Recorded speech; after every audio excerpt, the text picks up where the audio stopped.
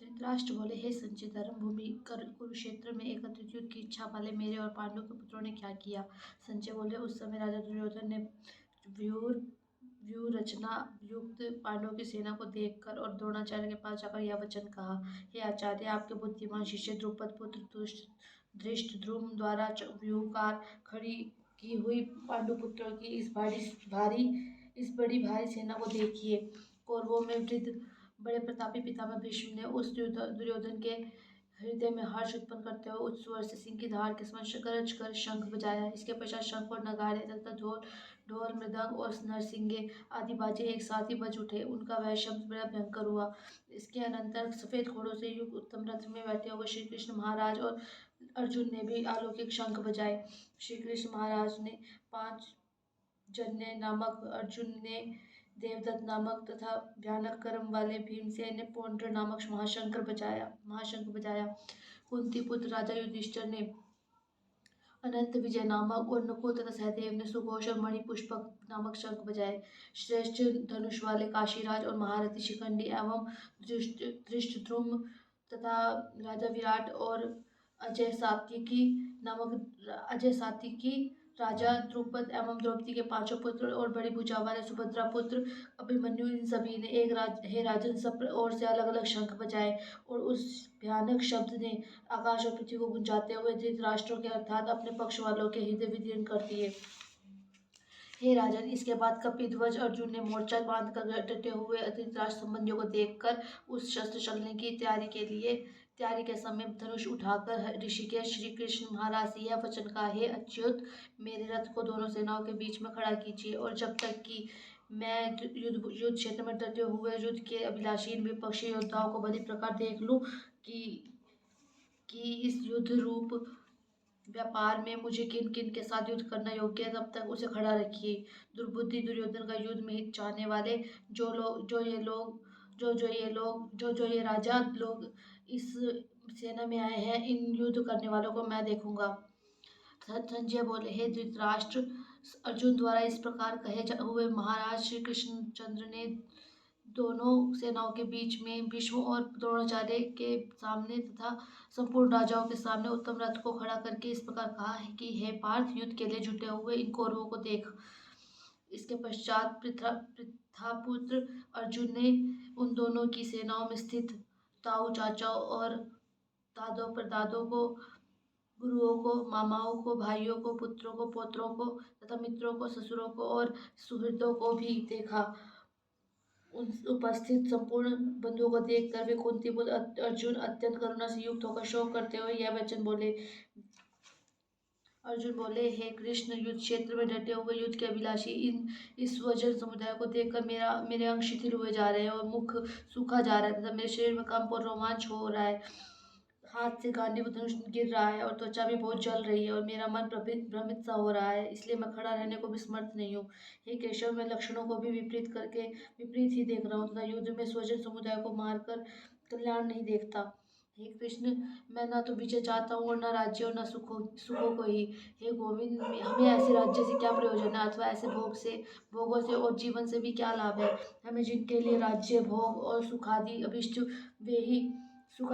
है, वे ही ये सब धन और जीवन की आशा को त्याग कर युद्ध में खड़े हैं। गुरुजन, ताऊ, चाचे, लड़के और उसी प्रकार दादे, मामे, ससुर, पौत्र, सालित और तथा और भी संबंधी लोग हैं। हे मधुसूदन, मुझे मारने पर भी अथवा तीनों लोगों के राज्य के लिए भी मैं इन सबको मारना नहीं चाहता, फिर पृथ्वी के लिए तो क्या कहना ही क्या है। हे जनार्दन, धृतराष्ट्र के पुत्रों को मारकर हमें क्या प्रसन्नता होगी। इन आतताइयों को मारकर तो हमें पाप ही लगेगा। अतः हे माधव, अपने ही बांधव धृतराष्ट्र के पुत्रों को मारने के लिए हम योग्य नहीं है, क्योंकि अपने ही कुटुंब को मारकर हम कैसे सुखी होंगे।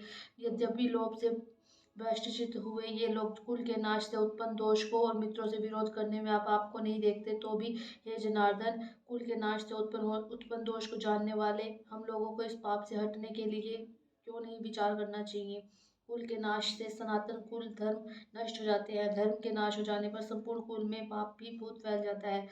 हे कृष्ण, पाप के अधिक बढ़ जाने से कुल की स्त्रियां अत्यंत दूषित हो जाती है और हे वार्ष्ण्य स्त्रियों के दूषित होने पर वर्ण संकर उत्पन्न होता है। वर्ण संकर कुल घातियों को और कुल को नरक में ले जाने के लिए होता है। लुप्त हुई पिंड और जल की क्रिया वाले अर्थात श्राद्ध और तर्पण से वंचित इनके पितर लोग भी अधोगति को प्राप्त होते हैं। इन वर्ण संकर कारक दोषों से कुलघातियों के सनातन कुल धर्म और जाति धर्म नष्ट हो जाते हैं। हे जनार्दन, जिनका कुल धर्म नष्ट हो गया है, ऐसे मनुष्यों का अनिश्चित काल तक नरक में वास होता है, ऐसा हम सुनते आए हैं। हाँ शोक, हम लोग बुद्धिमान होकर भी महान पाप करने को तैयार हो गए हैं, जो राज्य और सुख के लोभ से स्वजनों को मारने के लिए उद्यत हो गए हैं। यदि मुझ शस्त्र रहित एवं सामना न करने वाले को शस्त्र हाथ में लिए वो धृतराष्ट्र के पुत्र रण में मार डाले तो वह मरना भी मेरे लिए अधिक कल्याणकारक होगा। संजय बोले, रणभूमि में शोक से उद्विग्न मन वाले अर्जुन इस प्रकार कहकर बाण सहित धनुष को त्याग कर रथ के पिछले भाग में जा बैठे। संजय बोले, उस प्रकार करुणा से व्याप्त आंसुओं से पूर्ण तथा व्याकुल नेत्रों वाले शोक युक्त उस अर्जुन के प्रति भगवान मधुसूदन ने यह वचन कहा। श्री भगवान बोले, हे अर्जुन, तुझे इस असमय में यह मोह किस हेतु से प्राप्त हुआ?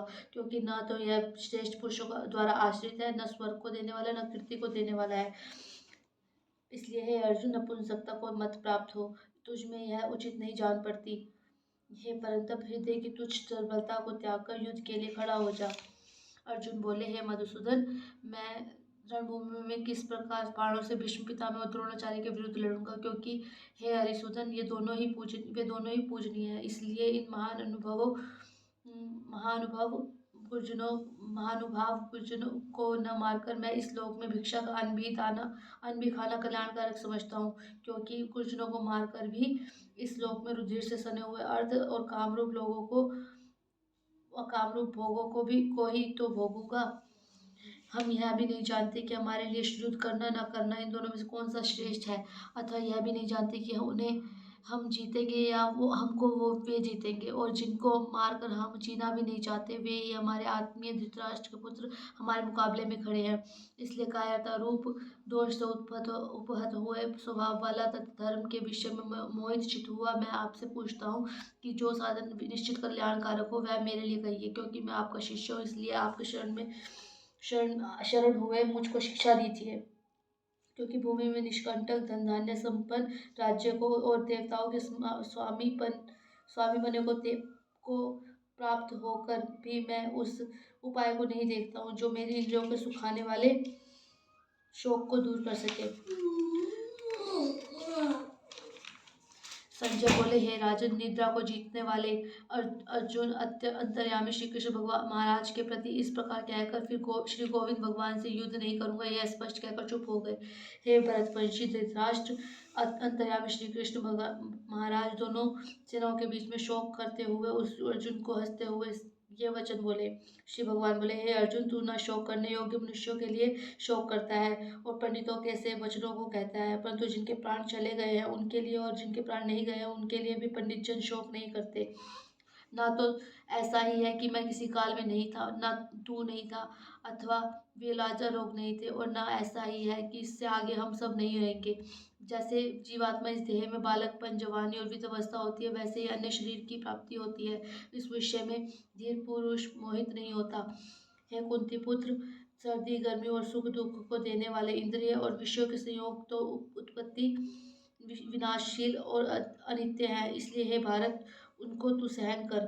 क्योंकि हे पुरुष श्रेष्ठ, दुख सुख को समान समझने वाले जिस धीर पुरुष को ये इंद्रिय और विषयों के संयोग व्याकुल नहीं करते वह मोक्ष के योग्य होते हैं। असत वस्तु की तो सत्ता ही नहीं है और सत का अभाव नहीं है। इस प्रकार इन दोनों का ही तत्वज्ञानी पुरुषों द्वारा देखा गया है। नाश रहित तू तो उसको जान जिससे यह संपूर्ण जगत दृश्य वर्ग व्याप्त है। इस अविनाशी का विनाश करने में कोई भी समर्थ नहीं है। इस नाश रहित अप्रेम्य नित्य स्वरूप जीवात्मा के ये सब शरीर नाशवान कहे गए हैं। इसलिए हे भरतवंशी अर्जुन, तू युद्ध कर। जो इस आत्मा को मारने वाला समझता है तथा जो इसको मरा जान मानता है, वे दोनों ही नहीं जानते, क्योंकि यह आत्मा वास्तव में न तो किसी को मारता है और न किसी के द्वारा मारा जाता है। यह आत्मा किसी काल में भी न तो जन्मता है न ही मरता है, और यह आत्मा और न ही यह उत्पन्न होकर फिर होने वाला ही है, क्योंकि यह अजन्मा, नित्य, सनातन और पुरातन है। शरीर के मारे जाने पर भी यह नहीं मारा जाता। हे पृथा पुत्र अर्जुन, जो पुरुष इस आत्मा को नाशरहित, नित्य, अजन्मा और अव्यय मानता है, जानता है, वह पुरुष कैसे किसको मरवाता है और कैसे किसको मारता है। जैसे मनुष्य पुराने वस्त्रों को त्याग कर दूसरे नए वस्त्रों को धारण करता है, वैसे ही जीवात्मा पुराने शरीरों को त्याग कर दूसरे नए शरीर को प्राप्त होता है। इस आत्मा को शस्त्र नहीं काट सकते, इसको आग नहीं जला सकती, इसको जल नहीं जला सकता और वायु नहीं सुखा सकता, क्योंकि यह आत्मा अच्छेद्य है। यह आत्मा अधाय, अक्लेद्य और निसंदेह अशोष्य है, तथा यह आत्मा नित्य, सर्वव्यापी, अचल, स्थिर रहने वाला और सनातन है। यह आत्मा अव्यक्त है, यह आत्मा अचिंत्य है और यह आत्मा विकार रहित कहा जाता है। इससे हे अर्जुन, इस आत्मा को उपयुक्त प्रकार से जानकर तू शोक करने को योग्य नहीं, अर्थात तुझे शोक करना उचित नहीं है। किंतु यदि तू इस आत्मा को सदा जन्मने वाला तथा सदा मरने वाला मानता हो, तो भी हे महाबाहु, तू इस प्रकार शोक करने को योग्य नहीं है, क्योंकि इस मान्यता के अनुसार जन्मे हुए की मृत्यु निश्चित और मरे हुए का जन्म निश्चित है। इससे भी इस बिना उपाय वाले विषय में तू शोक करने को योग्य नहीं है। हे अर्जुन, संपूर्ण प्राणी जन्म से पहले अप्रकट थे और मरने के बाद भी अप्रकट हो जाने वाले हैं, फिर केवल बीच में ही प्रकट है। तो फिर ऐसी स्थिति में क्या शोक करना है। कोई एक महापुरुष ही इस आत्मा को आश्चर्य की भांति देखता है, और वैसे ही दूसरा कोई महापुरुष ही इसके तत्व का आश्चर्य की भांति वर्णन करता है, तथा दूसरा कोई अधिकारी पुरुष ही इसे आश्चर्य की भांति सुनता है, और कोई कोई तो सुनकर भी इसको नहीं जानता। हे अर्जुन, यह आत्मा सबके शरीरों में सदा ही अवध्य है। इस कारण संपूर्ण प्राणियों के लिए तू शोक करने के योग्य नहीं है, तथा अपने अधर्म को देखकर भी तू भय करने योग्य नहीं है। अर्थात तुझे भय नहीं करना चाहिए, क्योंकि क्षत्रिय के लिए धर्मयुक्त युद्ध से बढ़कर दूसरा कोई कल्याणकारी कर्तव्य नहीं है। हे पार्थ, अपने आप प्राप्त हुए और खुले हुए स्वर्ग के द्वार रूप इस प्रकार के युद्ध को भाग्यवान क्षत्रिय लोग ही पाते हैं। किंतु यदि तू इस धर्मयुक्त युद्ध को नहीं करेगा, तो स्वधर्म और कीर्ति को खोकर पाप को प्राप्त होगा, तथा सब लोग तेरी बहुत काल तक रहने वाली अपकीर्ति का भी कथन करेंगे, और माननीय पुरुष के लिए अपकीर्ति मरण से भी बढ़कर है। और जिनकी दृष्टि में तू पहले बहुत सम्मानित होकर अब लघुता को प्राप्त होगा, वे महारथी लोग तुझे भय के कारण युद्ध से हटा हुआ मानेंगे। तेरे वैरी लोग तेरे सामर्थ्य की निंदा करते हुए तुझे बहुत से न कहने योग्य वचन भी कहेंगे। इससे अधिक दुख और क्या होगा। या तो तू युद्ध में मारा जाकर स्वर्ग को प्राप्त होगा, अथवा संग्राम में जीतकर पृथ्वी का राज्य भोगेगा। इस कारण हे अर्जुन, तू युद्ध के लिए निश्चय करके खड़ा हो जा। जय पराजय, लाभ हानि और सुख दुख को समान समझकर उसके बाद युद्ध के लिए तैयार हो जा। इस प्रकार युद्ध करने से तू पाप को प्राप्त नहीं होगा।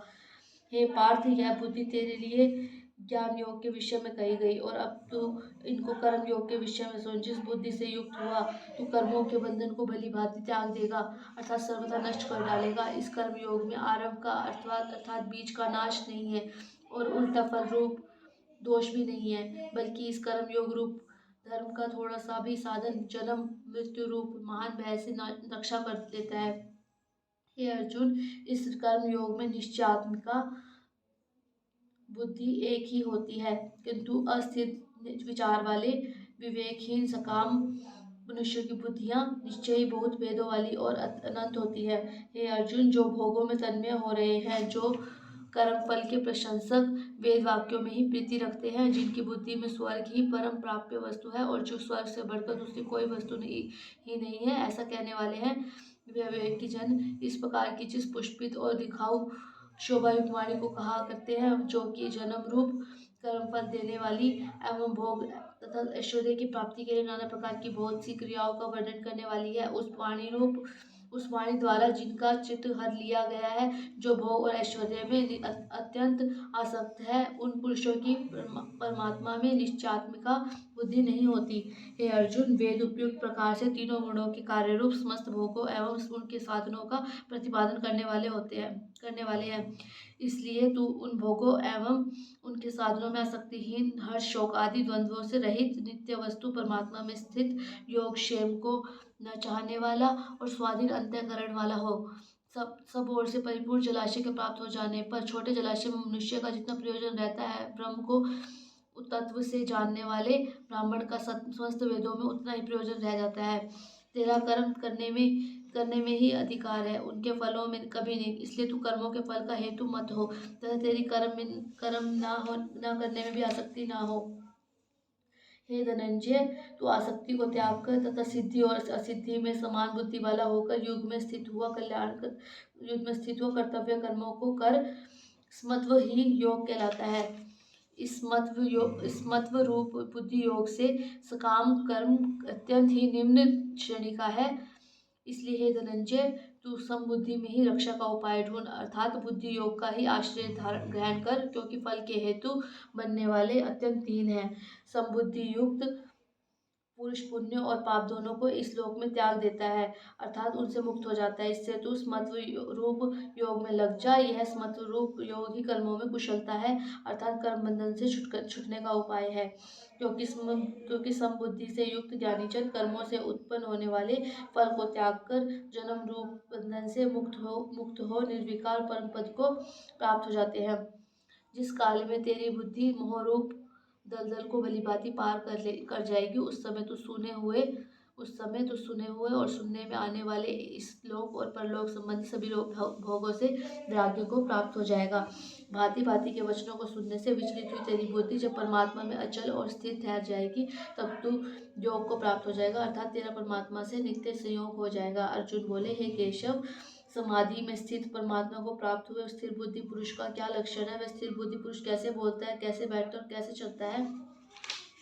श्री भगवान बोले, हे अर्जुन, जिस काल में यह पुरुष मन में स्थित संपूर्ण कामनाओं को भली भांति त्याग देता है और आत्मा में ही संतुष्ट रहता है, उस काल में वह स्थिति प्रज्ञ कहा जाता है। दुखों की प्राप्ति होने पर जिसके मन में उद्वेग नहीं होता, सुखों की प्राप्ति में जो मनुष्य सर्वथा निष्प्रिय है तथा जिसके राग भय और क्रोध नष्ट हो गए हैं, ऐसा मुनि स्थिर बुद्धि कहा जाता है। जो पुरुष सर्वत्र स्नेह रहित हुआ उस शुभ या अशुभ वस्तु को प्राप्त होकर न प्रसन्न होता है और न द्वेष करता है, उसकी बुद्धि स्थिर है। और कछुआ सब ओर से अपने अंगों को जैसे समेट लेता है, वैसे ही जब यह पुरुष इंद्रियों के विषयों से इंद्रियों को सब प्रकार से हटा लेता है, तब उसकी बुद्धि स्थिर है, ऐसा समझना चाहिए। इंद्रियों के द्वारा विषयों को ग्रहण न करने वाले पुरुष के भी केवल विषय तो निर्वित हो जाते हैं, परंतु उनमें रहने वाली आसक्ति निर्वित नहीं होती। स्थिति प्रज्ञ पुरुष की तो आसक्ति भी परमात्मा का साक्षात्कार करके निर्वित हो जाती है। हे अर्जुन, आसक्ति का नाश न होने के कारण ये परमथन स्वभाव वाली इंद्रियां यत्न करते हुए बुद्धिमान पुरुष के मन को भी बलात् हर लेती है। इसलिए साधक को चाहिए कि वह उन संपूर्ण इंद्रियों को वश में करके सम्माहित चित हुआ मेरे परायण होकर ध्यान में बैठे, क्योंकि जिस पुरुष की इंद्रिया वश में होती है, उसी की बुद्धि स्थिर हो जाती है। विषयों का चिंतन करने वाले पुरुष की उन विषयों में आसक्ति हो जाती है। आसक्ति से उन विषयों की कामना उत्पन्न होती है और कामना में विघ्न पड़ने से क्रोध उत्पन्न होता है। क्रोध से अत्यंत मूढ़ भाव उत्पन्न हो जाता है। मूढ़ भाव से स्मृति में भ्रम हो जाता है। स्मृति में भ्रम हो जाने से बुद्धि अर्थात ज्ञान शक्ति का नाश हो जाता है और बुद्धि का नाश हो जाने से यह पुरुष अपनी स्थिति से गिर जाता है। परंतु अपने अधीन किए हुए अंतःकरण वाला साधक अपने वश में की हुई राग द्वेष से रहित इंद्रियों द्वारा विषयों में विचरण करता हुआ अंतःकरण की प्रसन्नता को प्राप्त होता है। अंतःकरण की प्रसन्नता होने पर इसके संपूर्ण दुखों का अभाव हो जाता है और उस प्रसन्न चित्त वाले कर्मयोगी की बुद्धि शीघ्र ही सब ओर से हटकर एक परमात्मा में भली भांति स्थिर हो जाती है। न जीते हुए मन और इंद्रियों वाले पुरुष में निश्चयात्मिका बुद्धि नहीं होती और उस अयुक्त मनुष्य के अंतःकरण में भावना भी नहीं होती तथा भावनाहीन मनुष्य को शांति नहीं मिलती। और शांति रहित मनुष्य को सुख कैसे मिल सकता है? क्योंकि जैसे जल में चलने वाले नाव को वायु हर लेती है, वैसे ही विषयों में विचरती हुई इंद्रियों में से मन जिस इंद्रिय के साथ रहता है, वह एक ही इंद्रिय इस अयुक्त पुरुष की बुद्धि को हर लेती है। इसलिए हे महाभाव, जिस पुरुष की इंद्रियों के वश से सब प्रकार से निग्रह की हुई है, उसी की बुद्धि स्थिर है। संपूर्ण प्राणियों के लिए जो रात्रि के समान है, उस नित्य ज्ञान स्वरूप परमानंद की प्राप्ति में स्थित प्रज्ञ योगी जानता है और जिस नाशवान संसारिक सुख की प्राप्ति में सब प्राणी जागते हैं, परमात्मा के तत्व को जानने वाले मुनि के लिए वह रात्रि के समान है। जैसे नाना नदियों के जल सब ओर से परिपूर्ण अचल प्रतिष्ठा वाले समुद्र में उसको विचलित न करते हुए समा सकते जाते हैं, वैसे ही सब भोग जिस स्थित प्रज्ञ पुरुष में किसी प्रकार का विकार उत्पन्न किए बिना ही समा जाते हैं, वही पुरुष परम शांति को प्राप्त होता है, भोगों को चाहने वाला नहीं। जो पुरुष संपूर्ण कामना को त्याग कर ममता रहित, अहंकार रहित और सप्रिया रहित हुआ विचरता है, वही शांति को प्राप्त होता है, अर्थात वह शांति को प्राप्त है। हे अर्जुन, यह ब्रह्म को प्राप्त हुए पुरुष की स्थिति है। इसको प्राप्त होकर योगी कभी मोहित नहीं होता और अंतकाल में भी इस ब्राह्मी स्थिति में स्थित होकर ब्रह्मानंद को प्राप्त हो जाता है।